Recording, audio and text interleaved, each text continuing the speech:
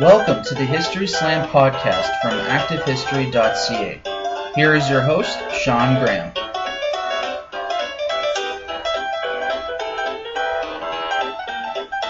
Thank you, Adam. Welcome to the History Slam, everybody. I am Sean Graham, coming at you today nearly live. I'm in Ottawa, Ontario, and a few months ago, we were down in New Hampshire, and we did a podcast on the American perspective of the War of 1812. And today we thought it would be a good idea to take another look at the War of 1812, but take a look from a more local perspective, as there's a group in Oshawa who's just launched a new website about the War of 1812 in Oshawa. So joining us from the Foundation for Building Sustainable Communities, who's responsible for this website, we have Glenn McKnight. Welcome to the podcast, Glenn. Thanks for doing this. Hi, great. Hi, good morning, everyone. Now, we're doing this over Skype, and this is our second try at doing this because the first time I screwed it up. So we're trying again. It seems as though everything's working this time, and hopefully that stays true. So Glenn, just in general, what is your group? What is the Foundation for Building Sustainable Communities? What do you guys do? Well, we're a not-for-profit based in Oshawa, and we do a number of community-based projects. And one of our mandates is to, I would say, find and share local history. And we've had a strong interest in military history, local individuals who have a story to tell. And one of our projects is called Oshawa Remembers, where we recorded short little audio recordings of veterans who served in the Second World War and the Korean War. And those stories are on our website, and we share them. They're all open source. They're on Internet Archives as well. And the idea is to have them short and sweet, and students could use them to actually realize that the people who fought in these wars weren't some distant people. They were similar ages to themselves, and they had many times mundane little stories to tell. So our foundation is trying to open the eyes of local community members, realizing that we actually have a history. Right, and what's interesting about it too is that we've talked about this, is some of the different ways in which you do this. You guys are using some innovative technologies in trying to tell these stories. When we first started off, like yourself, we were doing a podcast, and we were involved in PodCamp and different technologies, using a lot of WordPress as some of the social blogging tools. But we started going into more video, and again, short video rather than just an elongated video format, similar to the Memories Project in the United States or even ours in Canada. So we said, well, how can we push this content out? And we understood that young people in particular are using smartphones more, whether they're iPhone or Android platform. So we started making mobile applications, and more importantly is pushing short video content, and that would use something called augmented reality.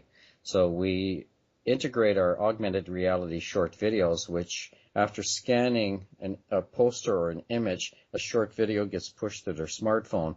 Also, we produced a comic book on the Korean War, and throughout the comic book is these short little symbols called layer, and that's one of the augmented reality software programs. So you can imagine a young teenager reading a little comic book about the Korean War, and then they could scan in one of the panels and they get a short little video clip pushed to them.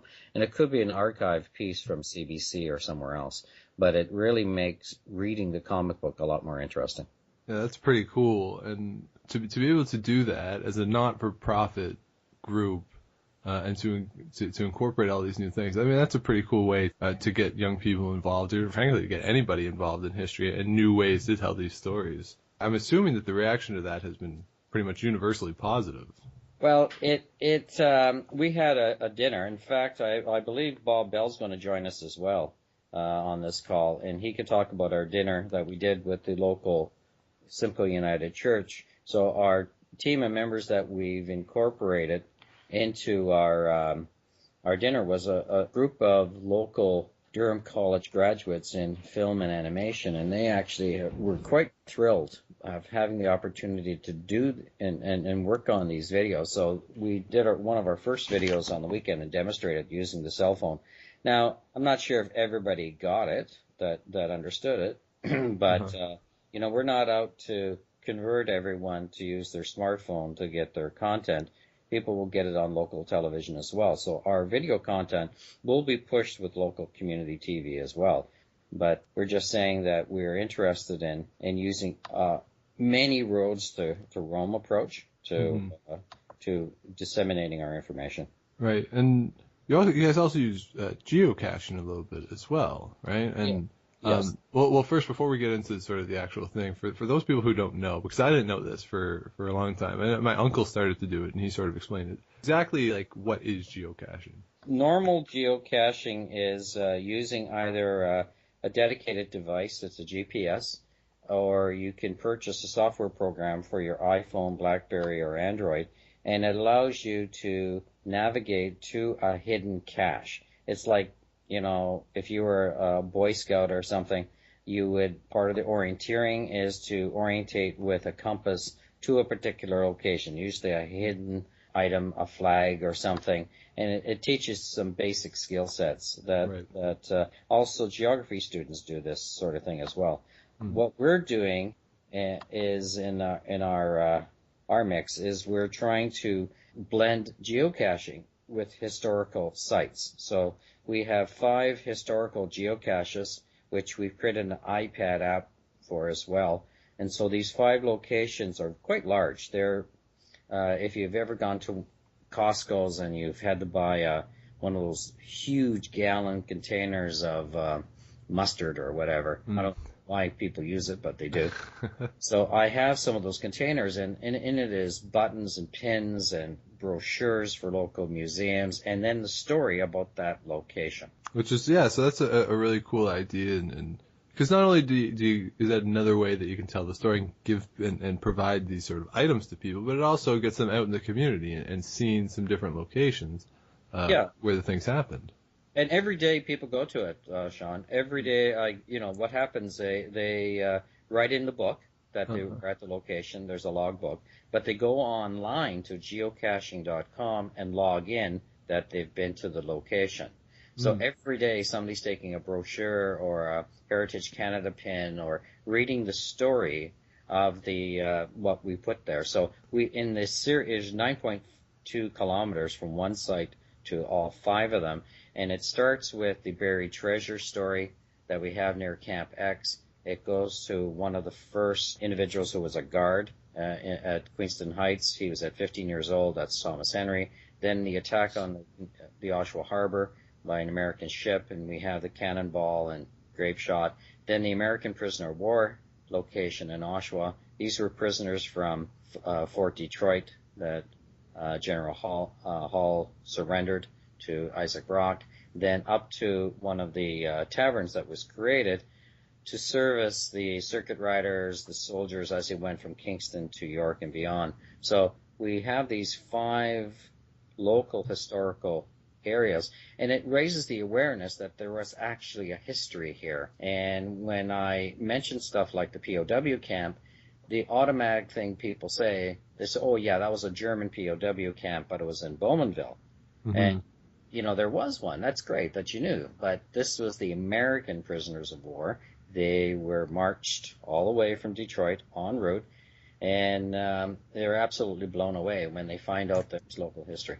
With that, we have a new guest. Just we're breaking new ground here on the podcast. Not only are we doing it over Skype for the first time, but we're bringing in another guest right in the middle. So we're thrilled to have Bob Bell, also from the Foundation for Building Sustainable Communities. Bob, welcome into the podcast. Glad to be here.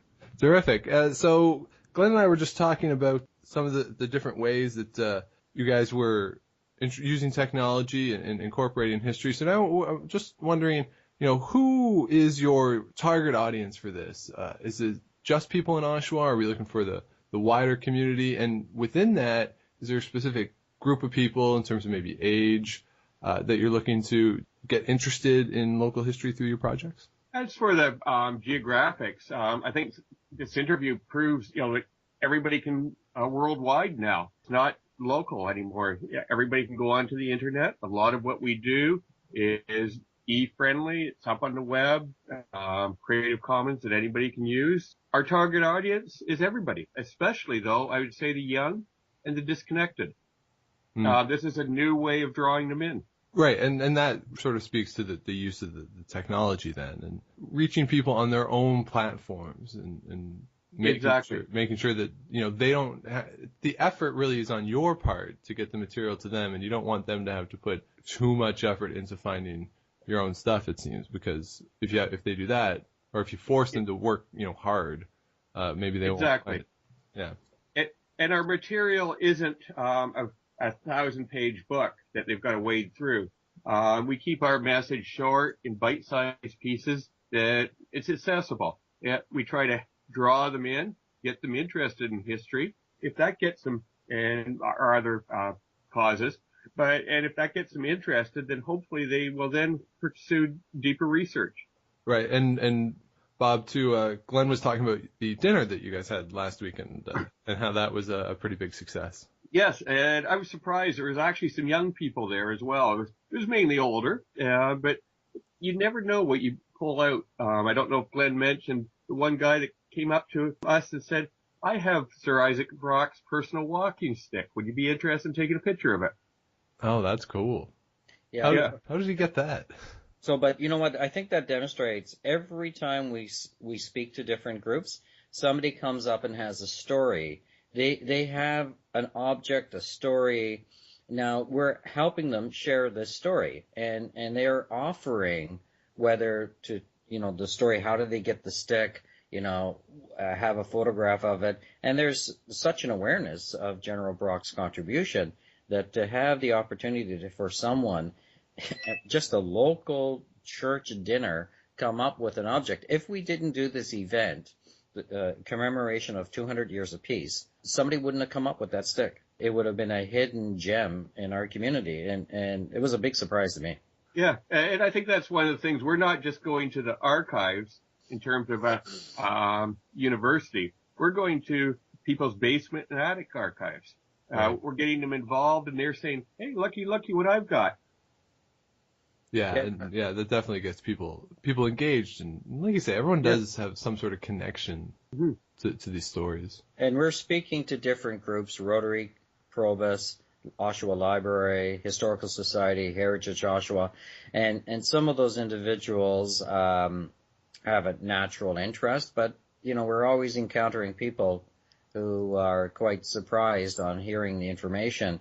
They're not aware. And you know what? This is. I know the government has been getting a lot of criticism over the money spent to promote this event, but it's such a significant piece of our history, and we are so fortunate to have this opportunity to share this history. And we're interested in going further with other historical understated stories as well. So we're one of the stories we did a couple of years ago was 125th anniversary of a particular building, and it's called the Columbus Community Center.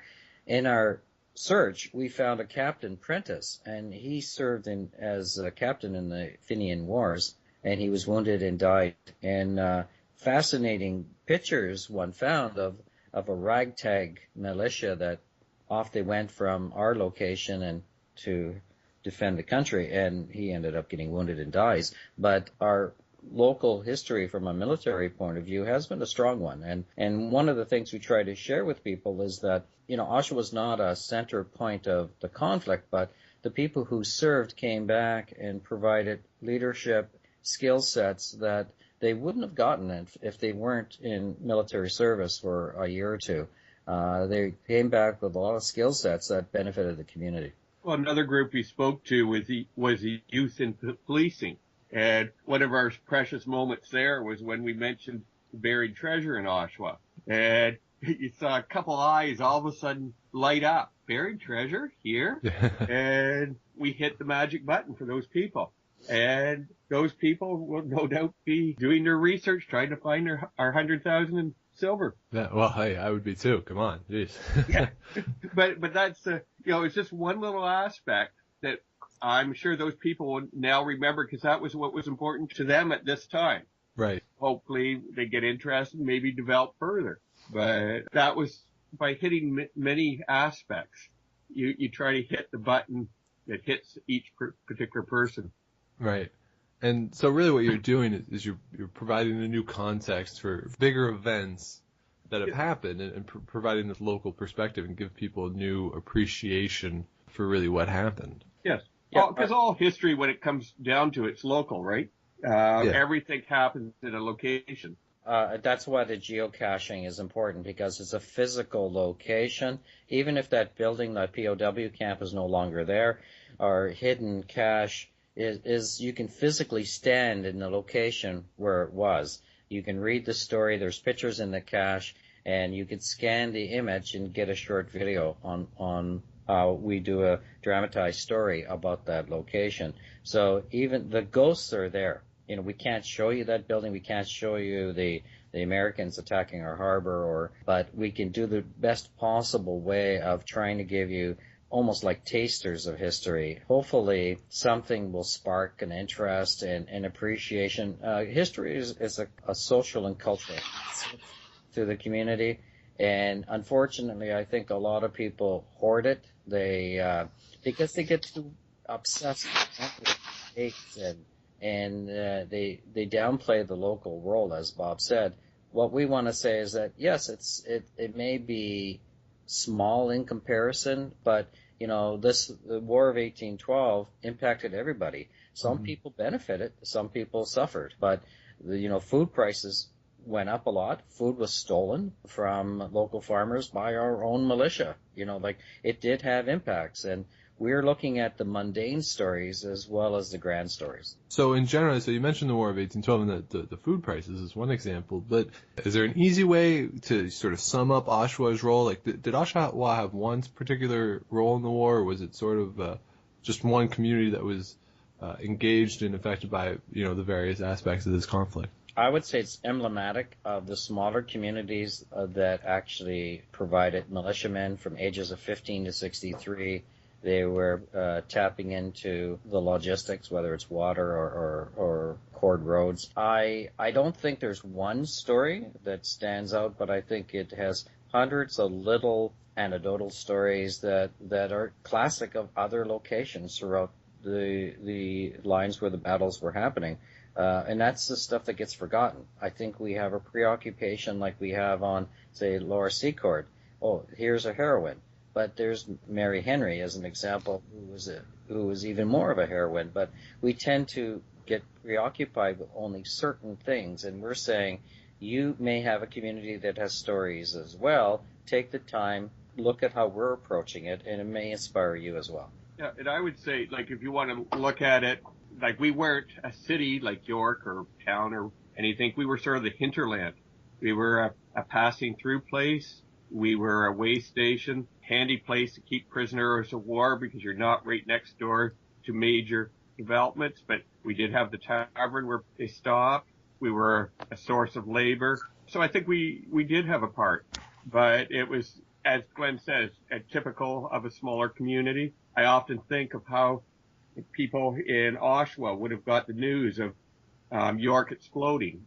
They actually heard it, and then seeing the soldiers retreat through and sort of sitting there and saying, "Uh-oh," like, we can't retreat, we're here. Yeah, which is actually it's really interesting when, like, that particular part of it, like that you're close enough to York that you really can hear and see some of the events, but you're far enough removed that you're not really considered part of the epicenter of it all. Yeah, well, on that story, Sean, a number of citizens hitched up their ox carts, hitched up cannon, and they all rushed in to defend York. And as soon as they got there, they were imprisoned by the Americans, which, every story has a good and bad point. What's interesting is when the Americans left, they couldn't carry everything that they stole, and they opened up the storehouses and said to the local Canadians, saying, "Oh, help yourself," and they, helped themselves, because this stuff was supposed to be distributed to the local farmers.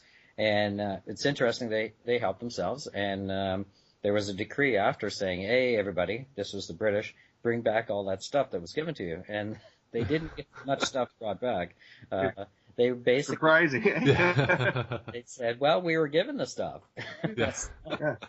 I like that story. That's good.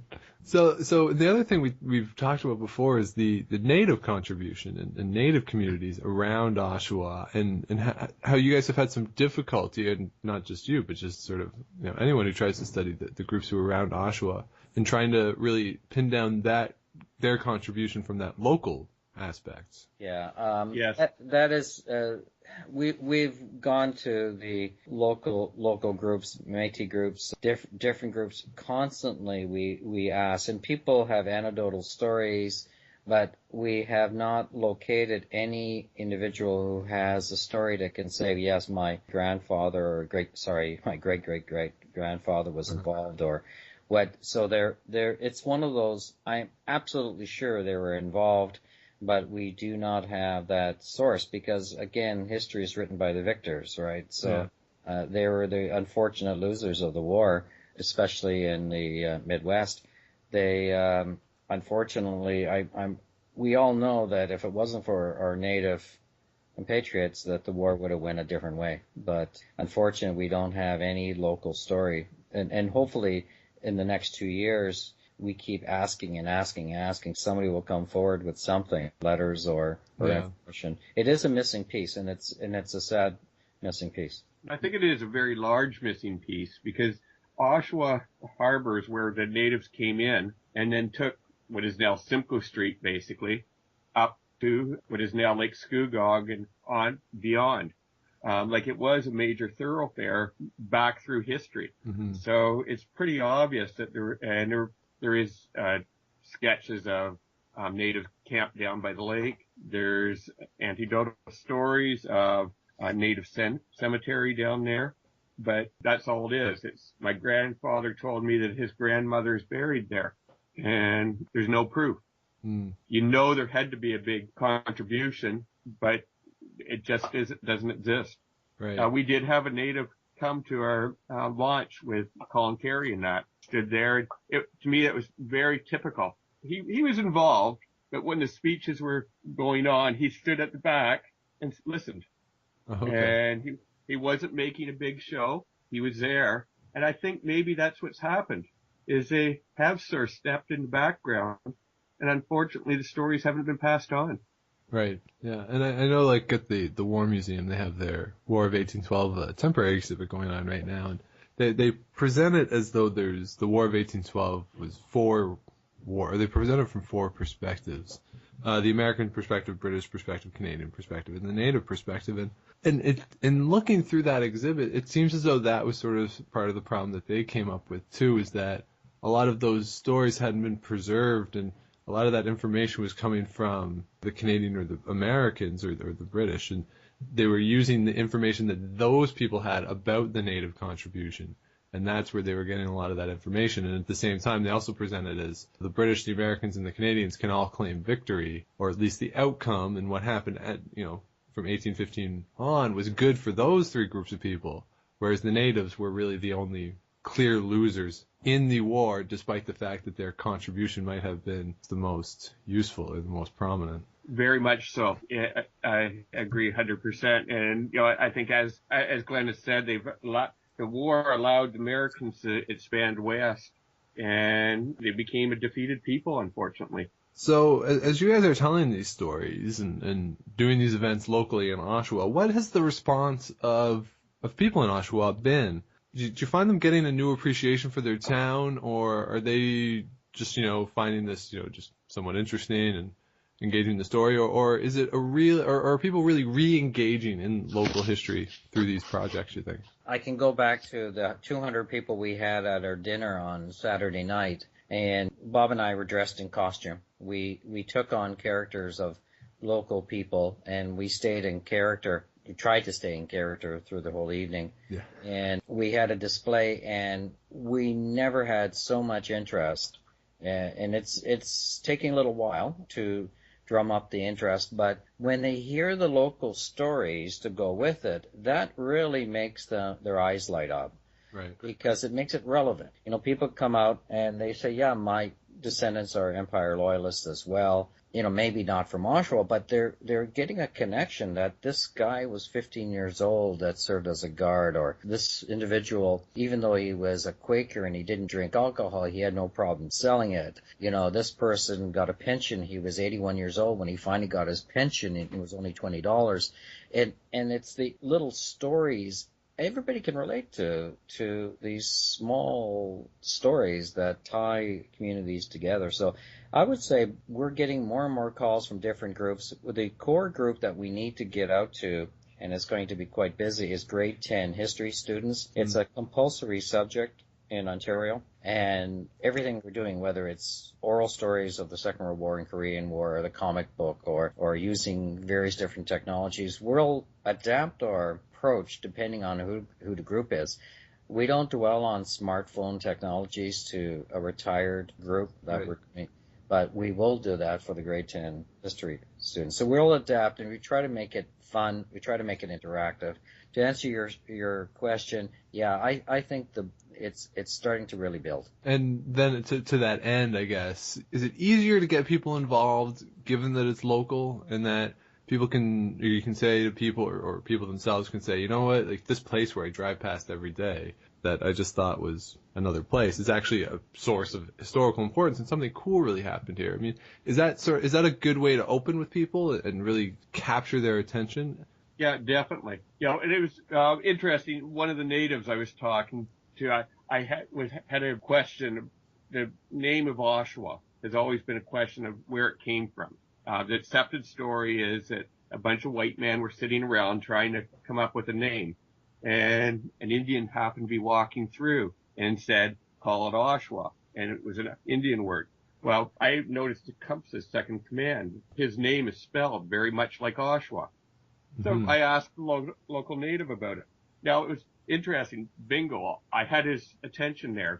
I was addressing it on his terms. Right. Now, it appears that theory is wrong. But it was a fun story nonetheless. It's something that showed it was a hot button for him. The smartphone, hot button for the students. And even one of the people that was at the dinner, I tagged a picture of him on Facebook, and I made reference to the fact that his family has been associated with our church for many, many generations, almost going back to the beginning. Like, there's a major road in Oshawa called Ritson Road. He's a descendant. And I think it was just after the War of 1812, but he traces his family all the way back, and he has an interest due to that. But I guess then the one danger that's a possibility is that perhaps people would find that what you're doing is maybe just anecdotal as opposed to, really getting into the core issues. And do you find that that's a legitimate fear?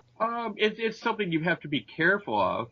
But, for example, at the display, I had a pile of my own books there. And another local historian happened to walk by, and she was looking at my book, because she's actually written some books. And there was a couple books there that she picked up, and she said, where did you get this? And so I said, well, here's where you go. And there was one by Leslie Frost, former premier, and it's got some maps that don't appear anywhere else. So there's a way of tying the stories got her interest in the dinner. She came there, and where did we send her? Back to the sources. I think some people want the 30-second bit of history, like I guess the Dominion Institute or Historica did those little commercials on TV. Yeah. Great stuff. Some of it's sensational, and but it's Hollywoodish. I can see it has its place. We obviously don't have a budget for that sort of stuff, but we're trying to tap into the resources in the community, including our animation and film students who volunteered in our project. And they're going to create a series of 10 videos, which we'll push out to local TV, that could be stringed together as a 30-minute show. But our idea, again, is 2 to 3 minute shows that they could pop it in as fillers throughout the day. Are they going to be anecdotal? Probably, but we want to encourage people to go and get the deeper. Now that we got your interest, now we got you. Yeah. We're looking at the little history as gateway drugs. Yeah. That's an interesting way to put it. I've never heard someone put it that way. I like that. So when we dress up and we have our genuine muskets and we have our genuine cannonballs from the location, and we can't get out of the room. there seems Right. to be a genuine appetite there. We mined into a zeitgeist that says, hey, yeah, and people come up and say, well, I got a cookbook from the Second World War. Would you be interested? Of course we would be. We're interested in everything that, some of the stuff can be pretty mundane stuff. That's good. It's not all firecrackers and war and destruction. A lot of the period is affected people on a regular day-to-day level. Yeah, it could be a little boring, but I find it fascinating. On the weekend, we had we had 20 models for our fashion show. It was phenomenal. We had Regency dancers. We had a group of Regency dancers. The people their eyes were glued to the dancers and the fashion show. Nobody left. It was a phenomenal opportunity. I tried to sneak in a little bit of history, try to give the overview and all, but we were not there to really push it. We were saying, putting food, music, dance into the era of the Regency period, and a little bit of culture. And by the way, there's a display here, and talk to us on any level. And we used a gentle approach. We didn't push it down their throat. Yeah, and there was an atmosphere there. One of the videos I took, my autofocus wasn't working on my camera, and I was looking at it, and it was amazing. It almost made it better because you could see the atmosphere. You could hear the people in the audience clapping along with the dancers. It was actually phenomenal. It was like an old barn dance. And when the people from Imperial Arts were doing the presentation on videos, I was watching, and it wasn't just the young people that were watching. The older people were watching these videos. And it was projected on the wall, not the biggest screen. And so everybody, you could see people craning.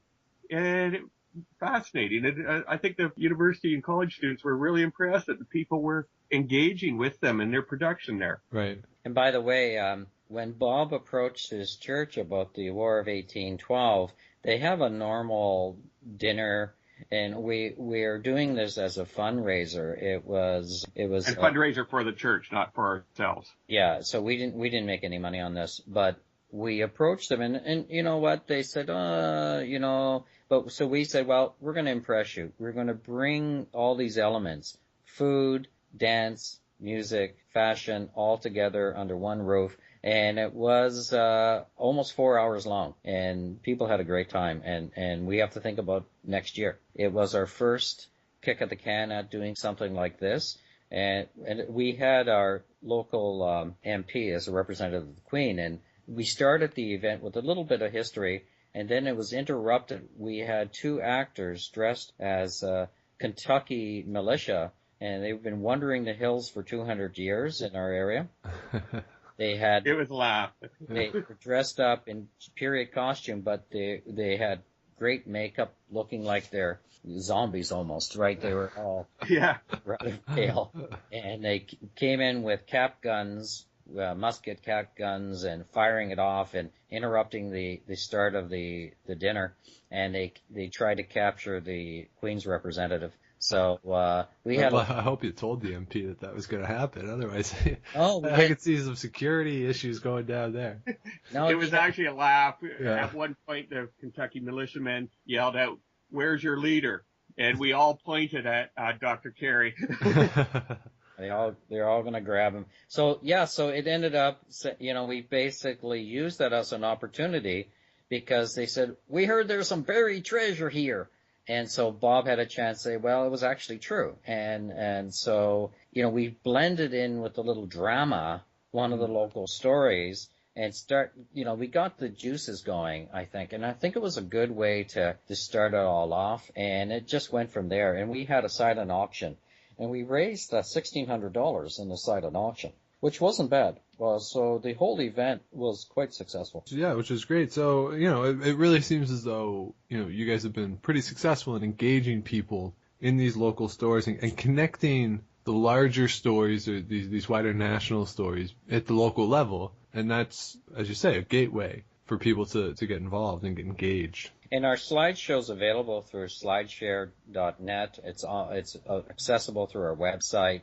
And we're doing talks with the various different historical societies local. Remember, we started in Oshawa, but people in our neighboring communities are not involved with it, so we're welcoming, if people have stories in our neighboring communities, Bowmanville, Curtis, Whitby, Ajax, anything in the whole area, we're happy to present with them and partner with them.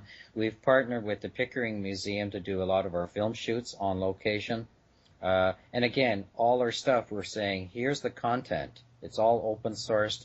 We'll give it to you if you can use it for your own content, for your own website. So it has a legacy beyond just us. Mm-hmm. Problem with a lot of community television, they'll show stuff and they're obligated under CRTC rules, but that doesn't mean it stays. It becomes their property, and after they play it a certain length of time, it's destroyed.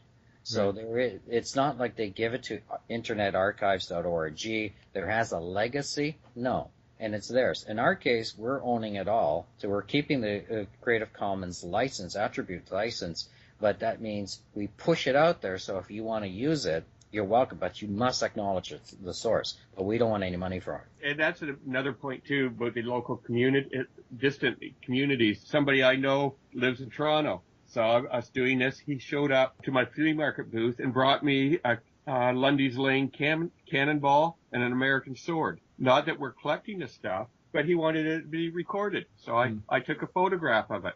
Yeah. So we've added that to the record. Yeah, and which is terrific. And the fact that, that people are volunteering to come to you guys with their stories or their material, I think, really is a marker of the success that you've had building this foundation within the community and becoming a well-known entity, and that people are being engaged and are getting involved and are taking an interest in the community's past because they want to volunteer and they want to be a part of this. Yeah, we're trying to use many different roads to Rome approach, and we're not going to convince everybody. The people who are interested are genuinely interested, but we are reaching out at their own levels. And to go back to your anecdotal thing, I think there's value in sometimes being, a little flippant, but hopefully that will go to a more deep understanding and appreciation, because we're willing to go as far, and we admit that we don't know some things. We're direct. We don't have the native stories. We don't know how many prisoners.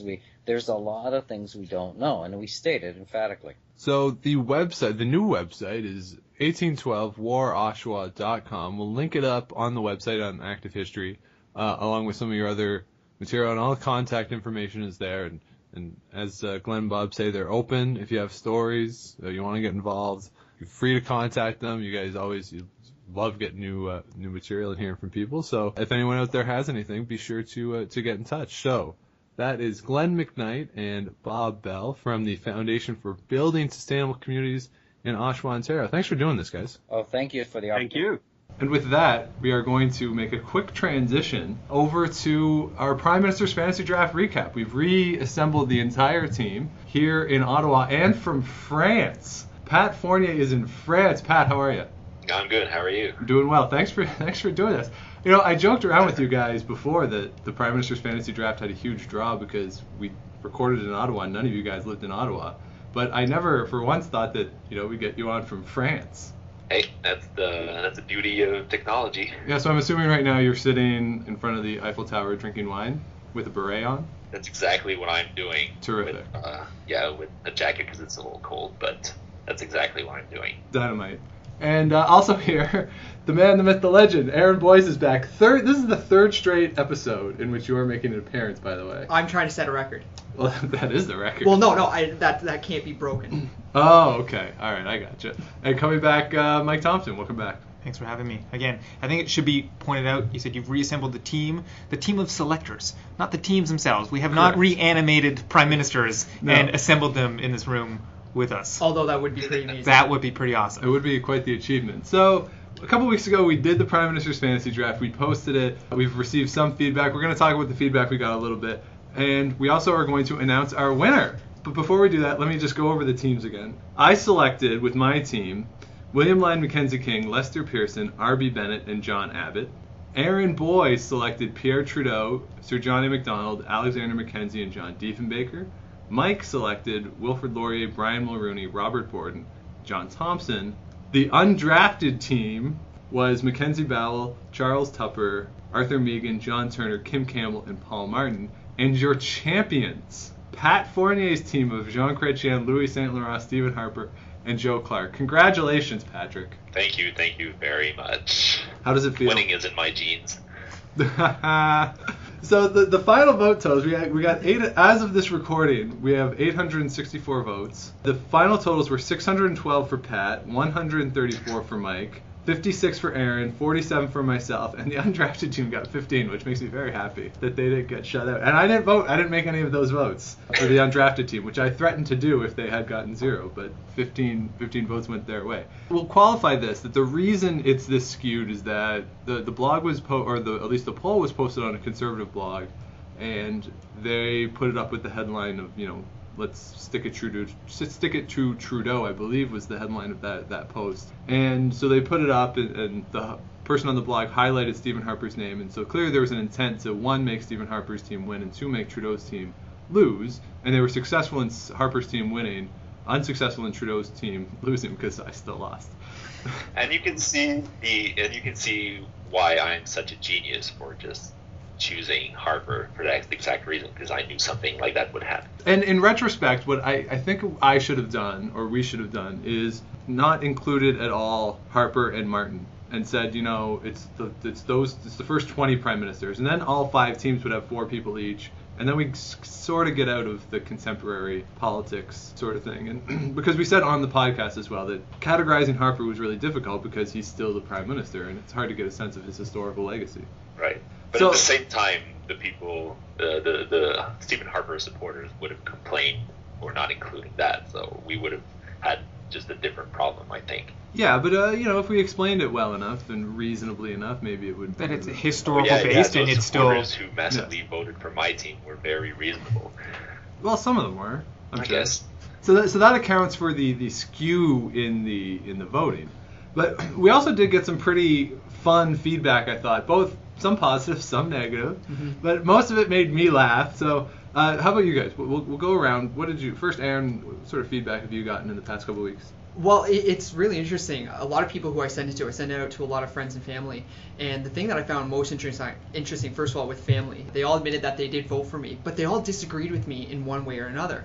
Most of my family said, yeah, it looks like a great team, but I disagree with this prime minister or this prime minister. And friends did the same thing, which was wonderful. I think that was the exact idea, to try to see where other people leaned. And in fact, I got one comment saying that I disagreed with your one person, but I thoroughly agreed with another one, hence I had to vote for you. So again, mix of good and bad. But the negative comments, again, just like you, Sean, I just found them absolutely hilarious, just realizing that these people didn't actually A, listen to the podcast, or B, read the post, because I was pretty tongue-in-cheek near the end, but I guess that was lost on some people. But otherwise, I thought it was great. A lot of people said it was a lot of fun, that we did a really great job. Others, of course, disagreed and thought we were trying to draft a definitive list of the best ever, which clearly we weren't trying to do. How about you, Mike? I didn't get a lot of feedback to me personally. The feedback that I saw was mostly online, which I thought was kind of funny as well. I did get a little bit of feedback from people that I had sent the blog around to, and kind of highlighting some of your same experiences. Some of the feedback I got was that they were impressed with my kind of unconventional choices. And I think that's maybe indicative of 2 things. One, maybe that not everybody listened to the whole thing or read or even quite understood that it was a snake draft. Because maybe choosing John Thompson as a 4-person prime minister team is unconventional if you're just choosing your top 4. But for a snake draft, maybe it's not as unconventional. But most of the feedback I got from people was that it sounded like a lot of fun and it looked pretty good. Yeah. Pat? Honestly, I didn't really tell anyone about the thing, only except 2 people. So I didn't really get as much feedback as you guys did. I guess the only thing that was mentioned when I talked, especially with you guys and with a few other people that did not necessarily listen to the blog post or read it, was that it was a fun idea. It's interesting that you say you didn't send it around to many people, because I remember the first day that I looked at the poll, and I sent it to my brother to see what he thought, and he responded, and he said, yeah, he voted for me, but he had looked at the poll results at that time, and he says, you certainly have an uphill battle, because at that point you had like 170 votes already, and I had like 9. And I totally had thought that you sent it around to pretty much everybody in your email contact at all. I'm like, you must have emailed everyone that you possibly knew. And it wasn't until later that we... Exactly what I thought you would think, actually. Yeah. I know you. No, I thought you were sitting. I thought you were sitting in your computer. That's the thing. voting for I yourself. assumed that something like that. Maybe you guys think that I would do something like that, but I didn't. I literally told 2 people about it. I insisted that one of my friends vote for my team, and then I found out. I saw that the votes were just getting crazy, and yeah, I just realized, wow, what the hell happened? And I think it was that night that I emailed Sean saying I had nothing to do with this. Right. At which point I did not believe you. I'm sure you didn't. No. So how did you guys know find me? out? I'm not like that. Well, the way I found out was that About the blog post. Jim Clifford emailed me it went up Wednesday. Jim Clifford emailed me on Friday morning with it. I guess he and Ian had found out that this was going on, so they saw it and they sent it to me. And I think the comment from Jim was, if you haven't read the comments, read the comments. And so I went through the comments, and some of them were reasonable, some of them were funny, some of them were kind of outlandish. But again, that's sort of what you expect. What's interesting is I tried my best when I was choosing my teams to treat people, the prime ministers, their legacies, really fairly and objectively, and take the partisan aspect out of it for me. Mm-hmm. I didn't want sort of my political stripes to sort of dictate who I would take or who I wouldn't take, but it just goes to show, I think, that in general, for the people out there in internet world or whatever, that, it's just a really partisan issue, and I don't think you can separate it, or it's difficult to separate the partisan aspect from what we were doing. Agree. And so I totally agree, because I would never have chose Harper if it was for, if partisan spirit was part of it. Was a big part of it. Yeah, exactly. I'm gonna get an email about that. No, and it's true. But I said to you guys, in retrospect, if we were to do this again, and obviously we're not gonna do the same thing again because we've done it. But, never again. But I would change it, and I probably would have taken out Paul Martin and Stephen Harper as the two most recent. And that way we would have had 5 teams of 4, and the undrafted team would be 4, and then that way we can kind of stay out of more contemporary stuff. And at least with Jean Chrétien, we have almost 10 years separation now, and it's a little less fresh, and that's probably the biggest mistake. And also the question on the poll, I probably should have reworded it from whose team of prime ministers is best. I don't know how I would have reworded it, but to make it less, or to make it more in the spirit of that we were just trying to have fun with it, as opposed to actually make a definitive statement. But the only thing I'd say to that is the question maybe could have been reworded differently, but it definitely goes back to the fact that people didn't actually really listen to it or read the blog post. Well, those people did. We're talking about a very select... We're talking about the some people did. who got picked up on that blog, and it seems that they didn't. Yeah, because there definitely were a lot of people that listened to it and really thoroughly enjoyed it. So for those listening, again, thank you for listening, and thank you for your honest input. And yes, absolutely. Yeah. Now here's some honest input for you. I sent this to my curling team, and you guys have people who you sent it to who voted for you. I sent it to people who didn't vote for me, which I think great strategy. Great strategy for me. But here you go. So I sent it to my curling team. One guy my buddy Andrew Farrell, he doesn't like history. He's gotten mad at me a couple times when I've sent him other podcasts. So I sent it to him. His initial response to me was, quote, "An hour and 22 minutes for 4 rounds? Put these clowns on a clock," which I particularly enjoyed. And then Whitney Quayle responded to that saying, "These guys are ... verbose," ... which I enjoyed as well. And then Andrew actually did send a very long and well-reasoned response to the draft after he listened to it. My favorite part of it is that he ranked our teams from worst to least worst, with Aaron Boyes getting his vote as the least worst. Interesting. Which was pretty fun. And I liked he actually did went through and really analyzed it and what his criteria was. He wanted regional diversity from the parties, and all these. For me, his response to me was that he liked my team, but I lost him on 2 things. That, quote, your last pick being a lame-ass senator, and the fact that I started to defend Kim Campbell yet criticize Paul Martin, which he referred to as, quote, baffling, my friend. So I thank Andrew for that feedback. I enjoyed that. I think it's interesting that for anybody who delves into this kind of exercise or this topic, and when you really start to learn maybe about prime ministers you didn't know as much about before, I think everybody had 1 or 2 people or prime ministers that might have they thought would have been lower on their list, but ended up being a little bit higher, and you might have been baffled yourself about the people you came out with on your team. And I think that's one of like the values of the exercise we did. I thought it was kind of fun to sit down and learn about this and see where, when I'm objective and I take the partisan aspect out of it, what do these guys do? What do they do, and where do I honestly rank them in terms of their quality? And then Dean Moser, another member of my team, before he listened to it, he said he read the post and he had some opinions, but quote, "I want to listen to the esteemed panelists before making a final decision." And I don't know what makes us esteemed, but hey, I appreciate the compliment. And then Dean and I have talked about his response or how he felt about the draft as well. But then Derek Martins, fourth member of our team on Thursday nights, his response I really enjoyed. One word, very simple, meh. That's how he felt about it. So I thank the curling guys for their feedback on that. We enjoy that. And so some of the other places that we got picked up, Christopher Moore posted on his blog, he linked up to the Prime Minister's Fantasy Draft with which I enjoyed. I thought this was great. When I read this, he wrote that a bunch of guys at Active History organized a fantasy draft to pick teams of prime ministers, which I really like. And then he has a photo of Mackenzie Bowell with the tagline underneath being "No one picked me." I think, is it safe to say that Christopher Moore jumped on the Bowell movement? No, I think he's off of it because no one. Yeah. We also have Fireside Publishing House. They linked up to us in their blog, which was fantasy. Their title of it was Fantasy Prime Ministers League with a question mark, and they said that history geeks and even dabblers might want to check this post out. And then they sort of explain what we're trying to do with it and trying to boost people's or boost interest in Canada's history, and they encourage people to check out the blog and the podcast. We thank them for that over at Fireside Publishing. And also Public History shared a link on their Facebook page that said, quote, "The NHL lockout silver lining, it provides quirky historians with the time and motivation to undertake the Canadian Prime Minister fantasy draft."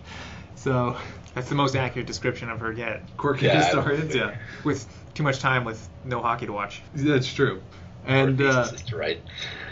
So I enjoyed that. So we thank everybody for linking to it, and all the tweets I got about it were terrific and great. And for the most part, all the feedback we got was really good. So I'm glad that people enjoyed it on some level, and even the people who maybe disagreed with our picks or maybe disagreed even with what we were doing generally. At the end of the day, at least they're engaged in it and they started a discussion. And while we may not agree necessarily with the form or what they're talking about, the goal was to get people talking about Canada's history and the history of the prime ministers. And if on some small level we were successful with that, then I would say this was a successful enterprise, and I'm happy that we did it. So truth. Dynamite. That's a good way to end it. So thanks for getting back together, guys. I appreciate it. Pat, enjoy France. I will. And when you get back, few days I have left. Yeah, when you get back, we'll take you out. Awesome. Victory dinner. Yeah. Yay! Can't complain. No, we're going to McDonald's.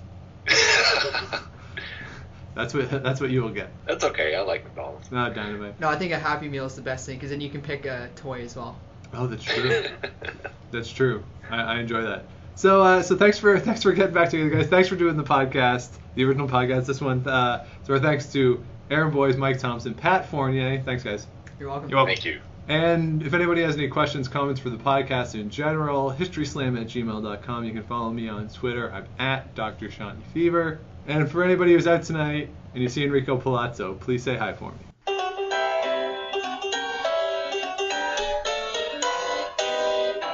Thanks for listening to the History Slam podcast.